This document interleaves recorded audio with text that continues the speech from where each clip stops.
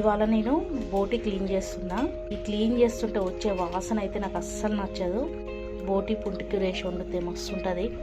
వేడి నీళ్ళు తీసుకొచ్చుకున్నా. చేయకుండా ఎట్లా తింటారో ఏమో, ఇట్లనే ఎట్లుందో అట్లా పోసుకుని అట్లనే వండుతారు. ఇప్పుడు ఇది ఇట్లా వేడి నీళ్ళలో వేసి ఒక 6 నిమిషం ఇట్లా ఉంచి, ఇది ఇట్లనే నీళ్ళల్లో చాలాసేపు ఉంచొద్దు. ఇది గట్టిగా అయిపోయి ఈ బొంత అనేది రాదు, ఊకనే వస్తుంది.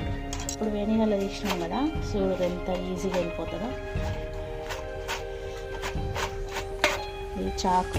ఎప్పుడన్నా క్లీన్ చేసిన బోటి వండుకొని తినడం ఇష్టం, కానీ నేనే క్లీన్ చేసి తినాలంటే జర మంచిగా అనిపించదు, ముఖం కొట్టినట్టు అవుతుంది. ఎవరింట్లన్నా బోటి వండిరంటే అస్సలు తినబుద్ధి కాదు. మనం కొనుక్కొచ్చుకొని మనం క్లీన్ చేసుకొని వండుకొని తింటేనే జర ఇష్టం అనిపిస్తుంది. కానీ వాళ్ళు ఎట్లా క్లీన్ చేసిరో ఏంటో అని అస్సలు తినబుద్ధి కాదు నాకు తెలిసిన వాళ్ళ ఇంట్లోనే అయితేనే కొన్ని ఉంటాయి అట్లా నాకు ఇష్టం లేనివి.